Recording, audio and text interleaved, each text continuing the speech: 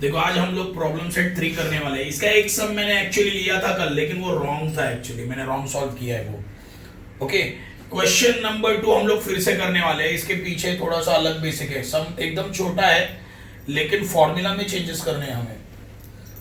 देखो, find the fourth term. Fourth term मुझे क्या फाइंड करना है? हमें T4 फाइंड करना है। मतलब कौन सा फॉर्मूला? Tn का फॉर्मूला। Tn का बेसिक फॉर्मूला क्या है? a प्लस ब्रैकेट में n-1 इंटू डी। ओके, ये हमारा Tn का फॉर्मूला है। ये हमारा Tn का फॉर्मूला है। ओके, लेकिन प्रॉब्लम क्या है? देखो, सबसे बड़ा प्रॉब्लम यह है कि हमें फॉर्मूला में चेंजेस करने हैं। क्यों करने हैं चेंजेस?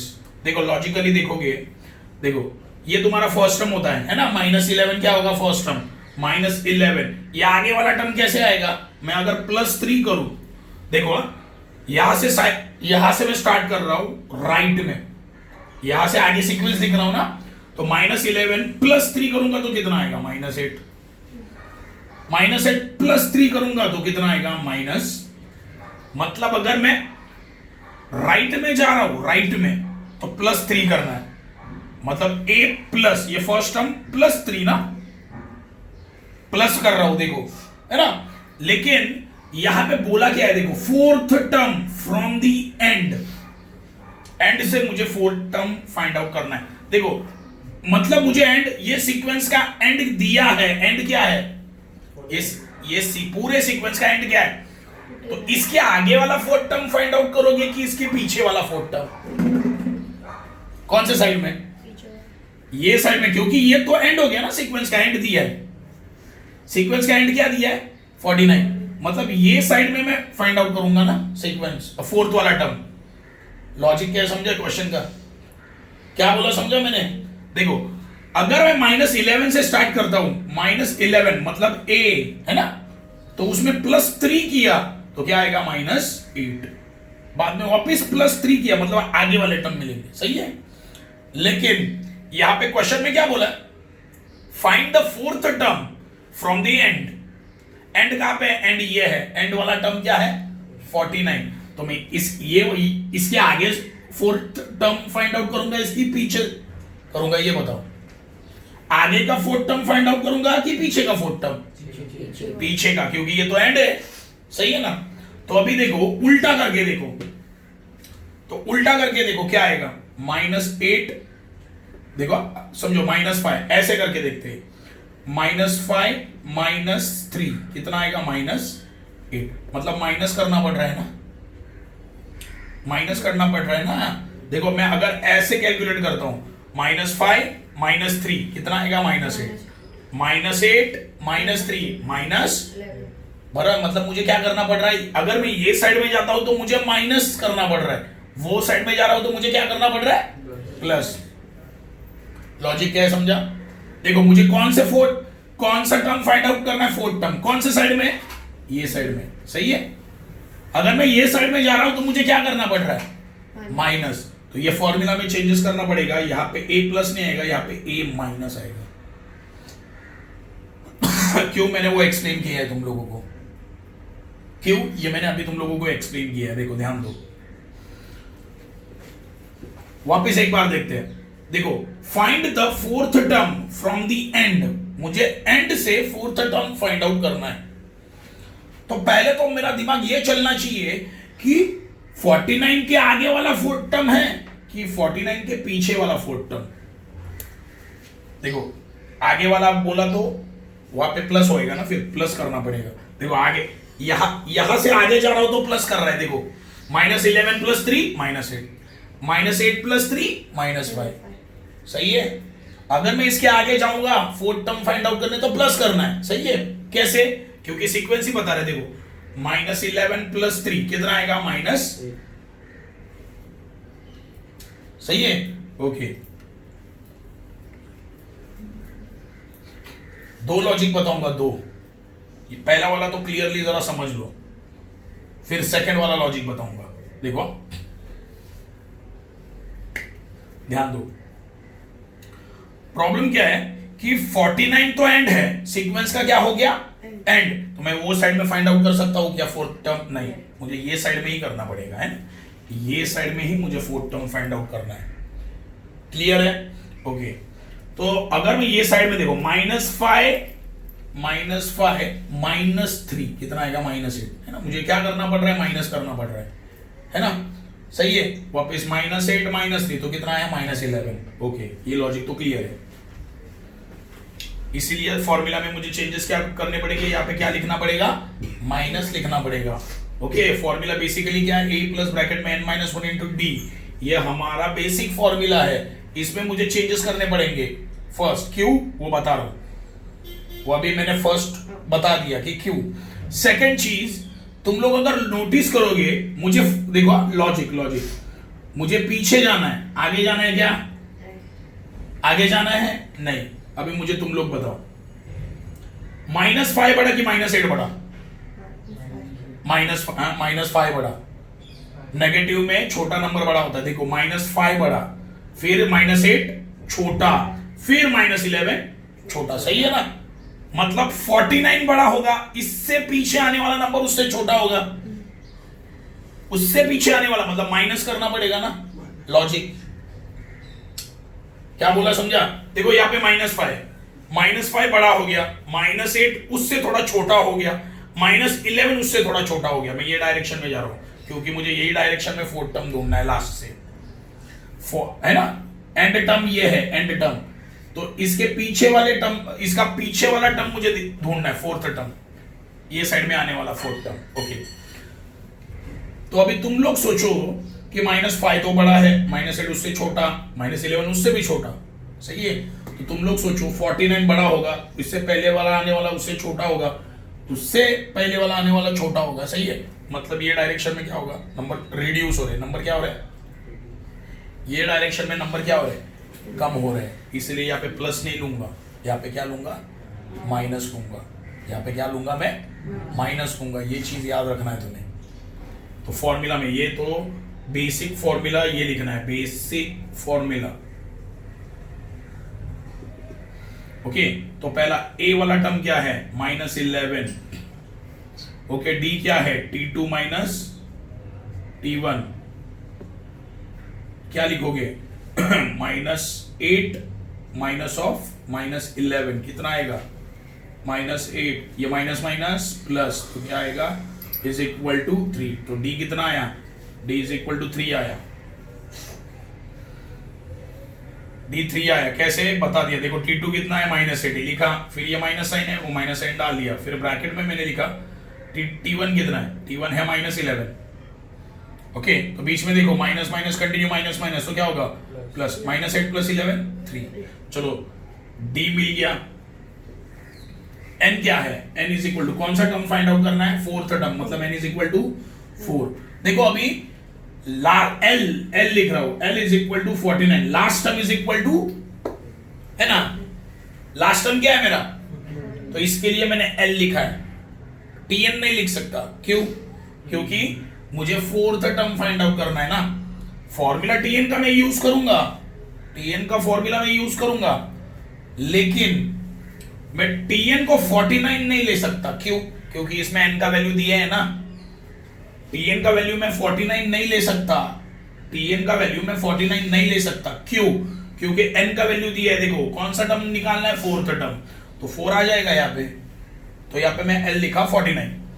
अभी देखो find the fourth term from the end. And से मुझे फोर्थ टर्म फाइंड आउट करना है, तो एंड से पहला वाला टर्म क्या बन जाएगा? 49 बन जाएगा। तो मैं पहले Tn का फॉर्मूला लिखता हूं। देखो एक ही जगह मैं L लिखूंगा। क्यों? एंड से पहला टर्म कौन सा है? 49, है ना। ये सीक्वेंस के एंड से पहला टर्म कौन सा है? 49। तो मैं इसीलिए L लिखा यहां पे। अभी देखो ये साइड में जाऊंगा तो नंबर क्या हो रहे हैं? रिड्यूस हो रहे हैं, कम हो रहे हैं। देखो -5 से -8, -5 बड़ा है, -8 -5 से छोटा है, -11 -8 से छोटा है। मतलब अगर मैं ये साइड में जा रहा हूं तो नंबर क्या हो रहे हैं? रिड्यूस हो रहे हैं। तो यहाँ पे साइन माइनस, फॉर्मूला में चेंजेस किए देखो, बाकी जैसे वैसे लिखना है, n-1 इंटू डी। तो देखो n का वैल्यू कितना 4, l कितना है 49 minus 4 minus 1 into what d कितना है d है 3। Okay t4 is equal to 49 minus 3 into 3, 4 minus 1 3 and ये मल्टीप्लाइड बाय 3। पहले मल्टीप्लाई परफॉर्म करो, कितना आएगा 49 माइनस 9, t4 कितना आया 40, t4 कितना आया 40। ये लॉजिक समझा है? ये बहुत ही अलग सम था, छोटा सम है लेकिन अलग सम है। फॉर्मूला में चेंजेस क्यों किए समझा तुम्हें? पक्का फॉर्मूला में चेंजेस क्यों किए पक्का ये समझा है? देखो अगर मैं देखो पढ़ने के बाद समझ में आएगा। तुम्हारा सीक्वेंस देखो फ्रॉम दी एंड लिखा है, मतलब तुम्हारे सीक्वेंस का एंड कौन है 49 है। अगर ये एंड वाला टर्म है तो फोर्थ टर्म कौन सा होगा? यहां से फोर्थ वाला टर्म अंदर की साइड में होगा ना, सीक्वेंस की साइड में, बाहर की साइड में होगा क्या? नहीं। तो मैंने चेक किया जब मैं ऐसे पीछे जा रहा हूं तो नंबर तो कम हो रहा है, तो यहां पे माइनस है, समझे? ये हुआ तुम्हारा क्वेश्चन नंबर 2 पूरा। चेंजेस क्यों किए फॉर्मूला में वो भी मैंने बता दिया है। बहुत ही इंपॉर्टेंट सम होगा ये, क्योंकि सबसे अलग सम अभी हम लोगों ने किया है ये। अभी क्वेश्चन नंबर 3 देखो, question number 3 in an AP 10th term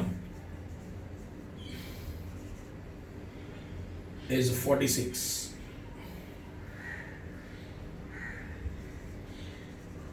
Sum of 5th term and 7th term is a 52. Find AP.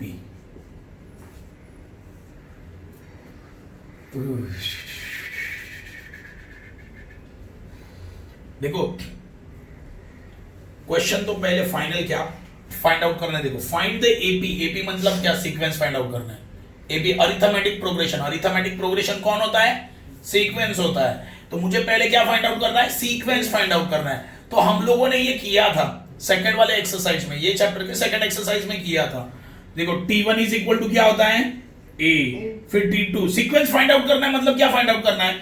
t1 t2 t3 t4। देखो दिमाग लगाओ, मैंने तुम लोगों को ये बताया हुआ है। Find the AP, find the AP. AP मतलब क्या?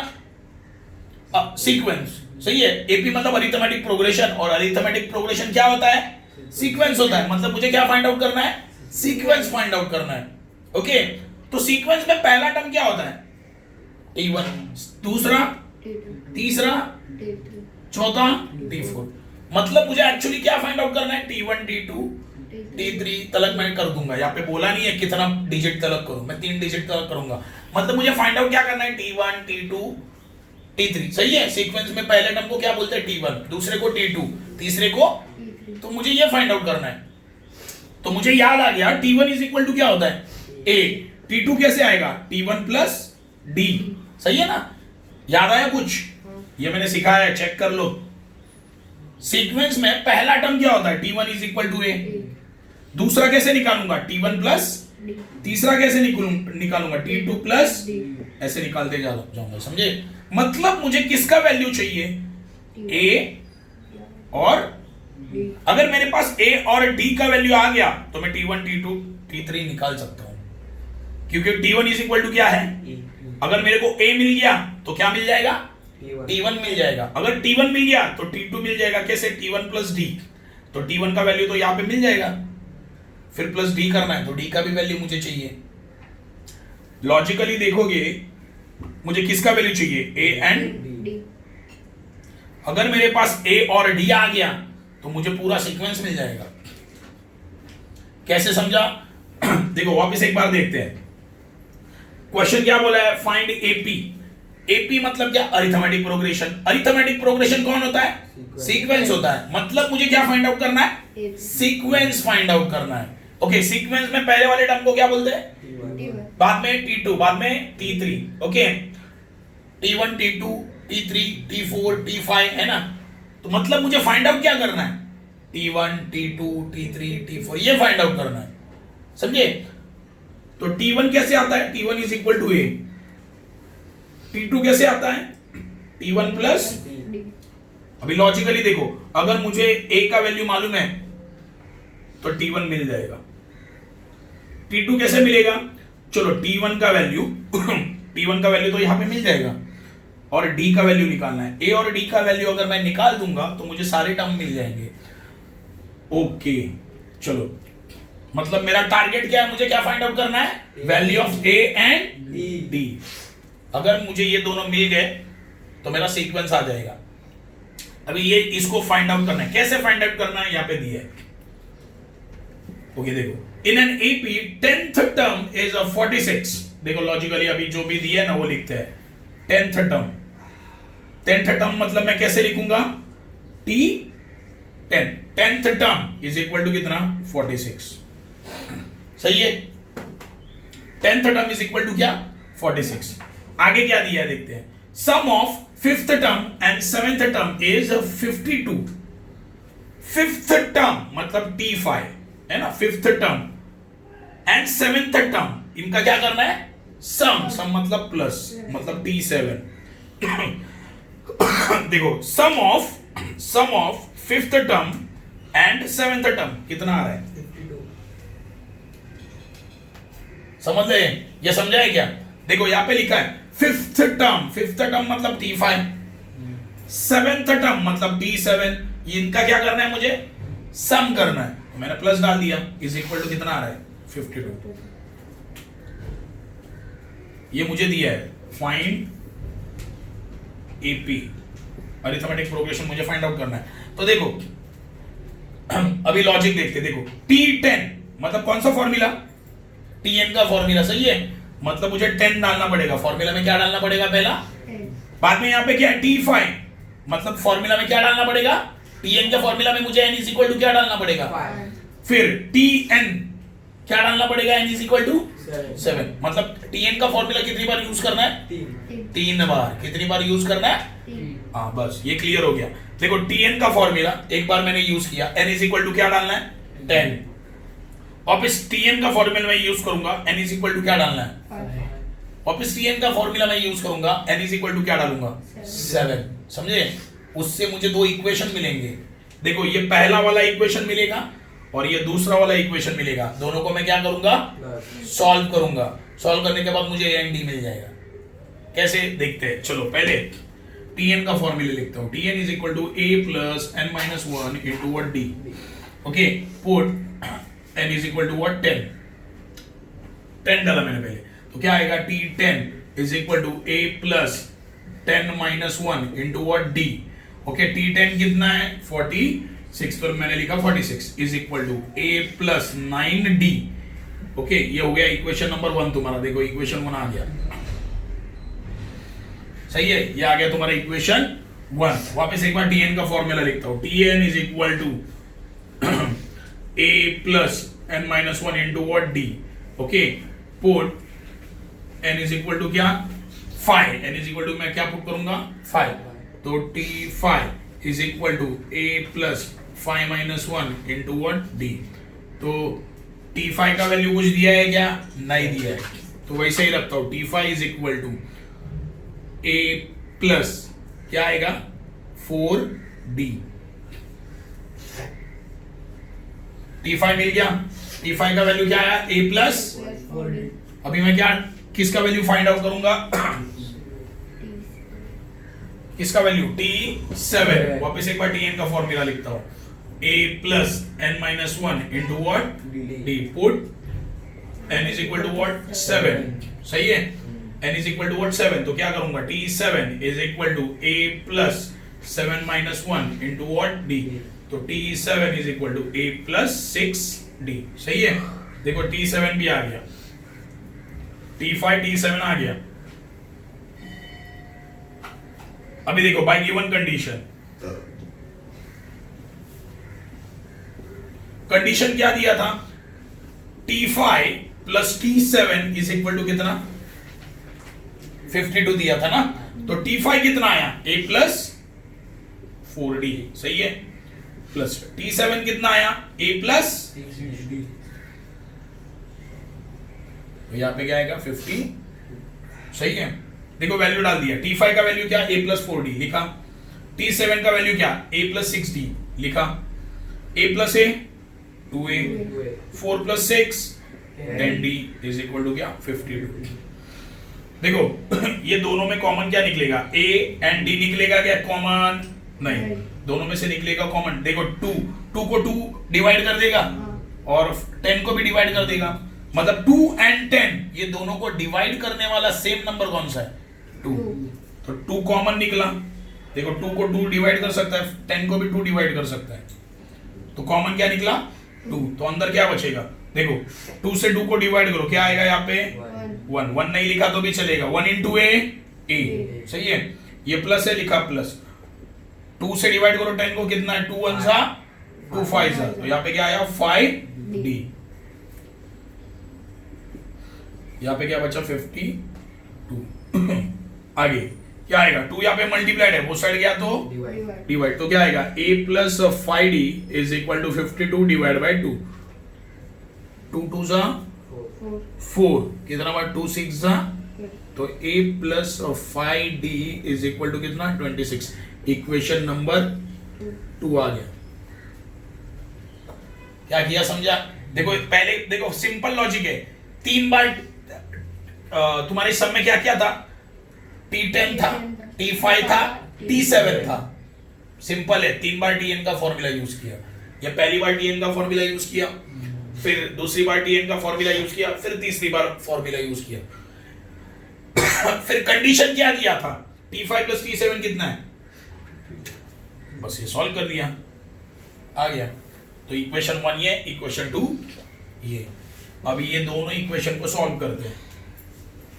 इक्वेशन 1 क्या है, देखो इसको सीधा करके लिखता हूं, a plus 9d is equal to 46, equation number 1 है, एंड क्या है a plus 5d is equal to क्या 26, ये इक्वेशन नंबर 2 है। देखो तो क्या करना है, देखो ये दोनों को, ये दो इक्वेशन को सॉल्व करेंगे कैसे, देखो इक्वेटिंग कोएफिशिएंट से करते हैं। इक्वेटिंग पहला चैप्टर, इक्वेटिंग कोएफिशिएंट, a का कोएफिशिएंट सेम है 1 1 सेम है, दोनों का साइन क्या है, इसका भी साइन प्लस, इसका भी साइन, अगर सेम साइन है तो मैं क्या करूंगा, सब्ट्रैक्ट करूंगा, क्या करूंगा, तो सब्ट्रैक्ट 1 माइनस 2, ओके, तो करो सब्ट्रैक्ट। सब्ट्रैक्ट के वक्त नीचे के साइन क्या होते हैं, चेंज, ये प्लस है तो ये प्लस है तो और ये प्लस है तो माइनस। देखो a minus a cancel, 9 minus 5 कितना 4d, सही है। एंड 46 माइनस 26 कितना 20, सही है। तो d इज इक्वल टू 4, यहाँ पे मल्टीप्लाइड है, ये सड़ गया तो 4 5 d कितना आया, d इज इक्वल टू 5, मिल गया d5। अभी a का वैल्यू निकालना है, ये d इज इक्वल टू 5 किसी भी इक्वेशन में डाल दो, put d is equal to 5 in equation 1। Equation 1 क्या है, 9a plus 9d is equal to what 46। d का वैल्यू कितना है, d की जगह मैं डालूंगा 5 46, a पहले मल्टीप्लाई है ना, 9 5 जा 45 इज इक्वल टू यहाँ पे आया 46। तो a देखो प्लस 45 वो साइड गया तो 46 माइनस 45 कितना आएगा 1। तो a का वैल्यू कितना आया और d का वैल्यू कितना आया, समझे। अभी मैं सीक्वेंस निकाल सकता हूं, कैसे,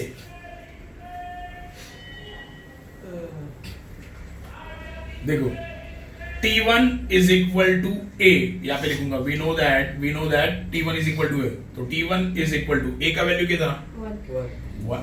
अभी T2 is equal to T1 plus what d, T1 कितना है 1, T1 का वैल्यू कितना आया 1 प्लस d कितना है 5, कितना आएगा 6। T3 T2 plus d, T2 कितना है 6, d कितना है 5, कितना आया 11।